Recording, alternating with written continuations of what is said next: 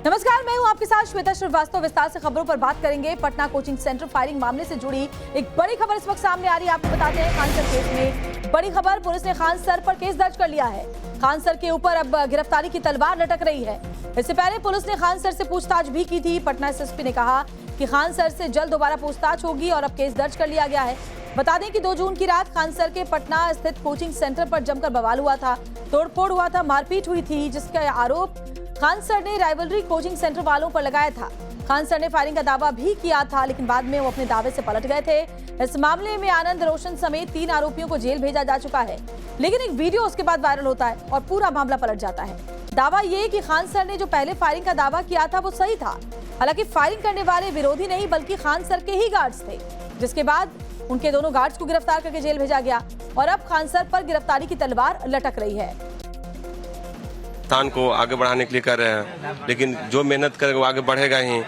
उसी कारण हुआ बिहार पुलिस के समारोह को लेकर के हुआ है। इस पर जांच करना चाहिए, खान सर को गिरफ्तार करना चाहिए। जो गलती की है, जो फायरिंग के गिरफ्तार हुआ, खान सर भाग गए हैं, उनको गिरफ्तार होना चाहिए। आप क्या कह रहे हैं? हम यही कहना चाह रहे हैं कि वो हमेशा जो है पॉपुलैरिटी के चक्कर में रहता है, मीडिया में बना रहना चाहता है। आप देखेंगे कुछ दिन पहले जो है ये कपिल शर्मा शो में गया था, वहाँ उन्होंने बोला कि हमने 2 लाख के यूपीएससी को फीस को जो है 10,000 कर दिया। लेकिन आप जब वहाँ पे जाएंगे रिसेप्शन पे तो पता चलेगा कि वो फीस अभी भी बहुत ज्यादा हाई है।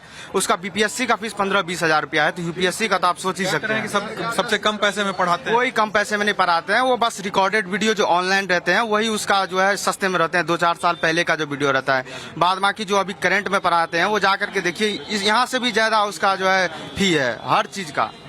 फाउंडेशन बैच हो, नीट और जेई का फीस उसका 35-40 हजार रुपया है। मान लीजिए एक बैच में 3,000 भी स्टूडेंट उसमें एडमिशन लेते हैं, तो लमसम में 60 करोड़ का उसका जो है ना एक बैच का ट्रांजैक्शन हुआ है। तो उस पे सघन जांच किया जाए कि मतलब ये ट्रांजैक्शन उसका जांच किया जाए कि कितना पैसा का वो इधर उधर करता है और कि कैश लेता है, ऑनलाइन भी नहीं लेता है। अगर 500 रुपया कम रहेंगे आपके पास तो आपको जो एंटर नहीं करने दिया जाएगा क्लास में। यस, इस मंथ रोकता है, उसका गार्ड रोकता है। और आप अगर कोई खान सर से भी उसको रिक्वेस्ट कीजिएगा तो कोई आपको सुनवाई नहीं, सीधा आपको धक्का मार के बाहर कर दिया जाएगा। और कहने के लिए वो बोलते हैं ऑनलाइन कि हमने फीस इतना गार्ड हुआ, क्या वजह आप लोग मानते हैं? मूल वजह क्या है, क्यों ऐसे अचानक से? मूल वजह यही है कि उनके टक्कर से ज्यादा, उनके टक्कर में ज्ञान बिंदु आ गया है। यहाँ पे बहुत ज्यादा सिलेक्शन हो गया है जो उसे हजम नहीं हो पाया। वो तो कह रहे हैं कि हमारे यहाँ से ज्यादा रिजल्ट। वो हमेशा उसको खुद पढ़ाने नहीं आता। उसको अगर 10 घंटा का लेक्चर अगर दे दिया, जिस दिन वो पागल हो जाएंगे। आज तक कभी वो बिना पीपीटी का नहीं पढ़ा पाया है। बोर्ड पे पीपीटी लगाते हैं, फिर पीपीटी से पढ़ाते हैं, लेक्चर कभी नहीं देते। उसको देखे होंगे जितना भी क्लास है उसके खुद के स्टूडेंट से जाके पूछिएगा, ठीक नहीं पढ़ाते हैं। ये दोनों के जो है ना पढ़ाने के तरीका और जो कंटेंट है बहुत डिफरेंट है। जैसे खान सर का 1 घंटा क्लास में ना सिर्फ 15 से 20 मिनट पढ़ाई होता है, बाकी सिर्फ मजाक होता है। बकलोलिया वाला लड़की लड़का किसी और पर कमेंट करेगा और लड़का को यही पसंद है। लेकिन यहाँ ज्ञान बिंदु में 1 घंटा के पढ़ाई में आपको ना लगभग 50 मिनट का आपको कंटेंट मिलेगा। यही डिफरेंट है और यही कारण जो है ज्ञान बिंदु में स्टूडेंट ज्यादा है। मान लीजिए अगर 10 सर से ज्यादा यहाँ ज्यादा है, बहुत ज्यादा है, उससे 4 गुना ज्यादा है। फॉर एग्जाम्पल के तौर पे बता रहे हैं कि हमारे यहाँ 12,000 स्टूडेंट, जैसे एग्जाम्पल के तौर पे बता रहे हैं, एक मिनट एग्जाम्पल के तौर पे बता रहे हैं। जैसे अगर 10 बजे कोई क्लास है तो आप खान सर के पास ना 10 बजे जाएगा सीट मिल जाएगा।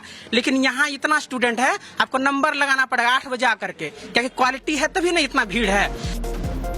और उस बीच एक और बड़ी खबर आपको बताते हैं। इस मामले से जुड़ी हुई वकीलों की टीम खान सर के कोचिंग इंस्टीट्यूट पहुंची है। मामले पर वकीलों से अब खान सर राय ले रहे हैं।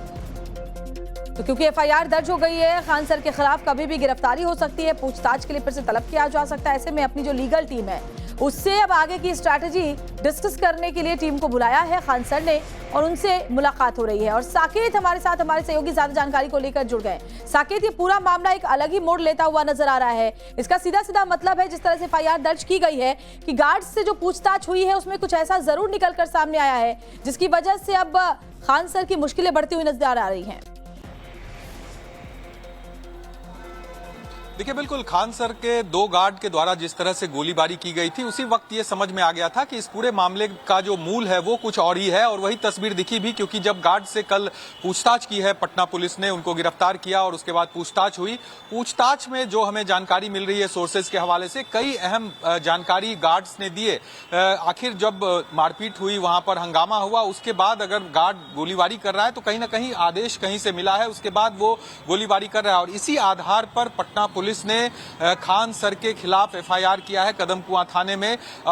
कल ही एसएसपी से जब बात हुई थी हमारी फोन पर, तो उन्होंने कहा था कि खान सर से एक बार पूछताछ हो गई है और आज के बारे में उन्होंने कहा था कि आज भी उनसे बुलाकर पूछताछ होगी। और अब जब एफआईआर दर्ज हो गई है तो कभी भी किसी भी वक्त या तो पुलिस इनके जो इनका कोचिंग सेंटर है वहां पहुंचकर इनसे पूछताछ करेगी, या फिर इनको तलब किया गया होगा कि जल्द से जल्द आप पहुंचे, पुलिस से एसएसपी या और भी जो पुलिस के लोग हैं उनसे पूछताछ करेगी इस पूरे मामले पर। क्योंकि इसी को लेकर आज अभी थोड़ी देर पहले खान सर के घर पे वकीलों की टीम भी पहुंची। वहां पर वकीलों से वो राय ले रहे हैं कि आखिर आगे क्या कुछ किया जाएगा। मान लेते हैं अगर गिरफ्तारी होती है तो फिर बेल के लिए किस तरह से अप्लाई, तमाम तरह की जो राय है वो ली जा रही है वकीलों से खान सर के द्वारा। लेकिन ये मामला अब कहीं ना कहीं उल्टा पड़ता जा रहा है खान सर के ऊपर। जिस तरह से पहले उन्होंने इस पूरे मामले में ज्ञान बिंदु कोचिंग के संचालक जो उनके मालिक हैं रोशन आनंद, उनके खिलाफ पूरा मामला बनाया, उनकी गिरफ्तारी हुई और उसके बाद जब नया वीडियो सामने आया जिसमें खान सर के गार्ड के द्वारा फायरिंग की जा रही है, उसके बाद ये पूरा मामला पलट गया और अब खान सर घिरते दिख रहे हैं। तो हो सकता है किसी भी वक्त पुलिस खान सर के कोचिंग सेंटर पे पहुंचे, उनसे पूछताछ करेगी पुलिस, और अगर पुलिस को इसमें कहीं से भी कोई और जानकारी चाहिए होगी तो निश्चित तौर पर गिरफ्तारी भी हो सकती है खान सर की। तो इंतजार किया जा रहा है कि पुलिस की आगे की क्या कार्रवाई होगी, क्योंकि एफआईआर तो खान सर के लिए को लेकर दर्ज कर लिया गया है पटना के कदमकुआं थाने में। बिल्कुल। और साकेत, ये जो पूरा जो मामला है वो दरअसल शुरू होता है कोचिंग राइवलरी से। जब पुलिस भर्ती का जो नतीजा आया उसके बाद दोनों ही जो कोचिंग सेंटर्स हैं अपने ज्यादा अभ्यर्थियों की नतीजे पॉजिटिव आने की को लेकर के सम्मान समारोह की बात करें, दावों की बात करें, तो क्या ये जो पूरी फायरिंग की घटना हुई, हमले की घटना हुई, इन सब के पीछे कोचिंग राइवलरी ही समझ में आ रही है?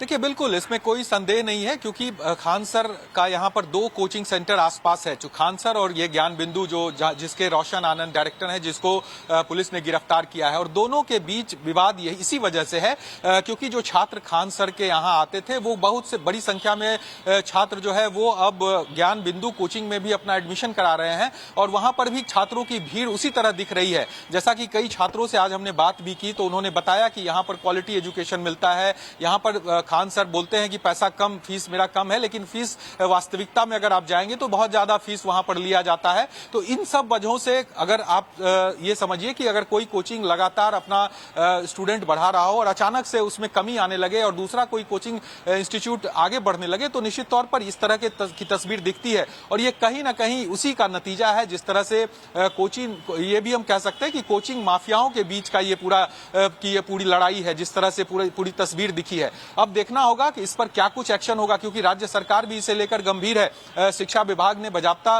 3 महीने के अंदर तमाम जो कोचिंग इंस्टीट्यूट यहां पर चल रहे हैं उसके लिए एक नियमावली बनाने की बात कही है। उसी नियमावली के अंदर अब इन कोचिंग संस्थाओं को रहना पड़ेगा, क्योंकि लगातार कोचिंग इंस्टीट्यूट के जरिए एक ही छात्र को अलग अलग कोचिंगों से दिखाया जाता है कि वो हमारे यहाँ पढ़ के उन्होंने टॉप किया है, उनको नौकरी मिली है। तो ऐसे में कई सवाल उठे। अभी भी जो सिपाही भर्ती, बिहार सिपाही भर्ती का जो नतीजा आया है उसे लेकर 19,000 से कुछ ज्यादा ये वैकेंसी है, लेकिन आप अगर देखेंगे खान ग्लोबल स्टडीज और ज्ञान बिंदु, इन दोनों अगर कोचिंग संस्थानों की बात करें तो लगभग 12,000 छात्रों के सफल होने का दावा खान ग्लोबल स्टडीज की तरफ से किया जा रहा है और वही 10,000 छात्रों के सफल होने का दावा जो ज्ञान बिंदु है उसके तरफ से किया जा रहा है। इस्तेमाल किया साकेत, कोचिंग माफिया, एक कोचिंग माफिया की तरह से ये लोग काम कर रहे हैं और यही वजह है कि आज इस तरह की नौबत आ गई है कि खान सर के अगेंस्ट अब एफआईआर दर्ज कर ली गई है और एक नियमावली लाने की जरूरत पड़ रही है इन कोचिंग माफियाओं को लेकर के, कोचिंग संचालकों के लिए कि कैसे वो कोचिंग संचालित करें। शुक्रिया साकेत तमाम जानकारी हम तक पहुंचाने के लिए।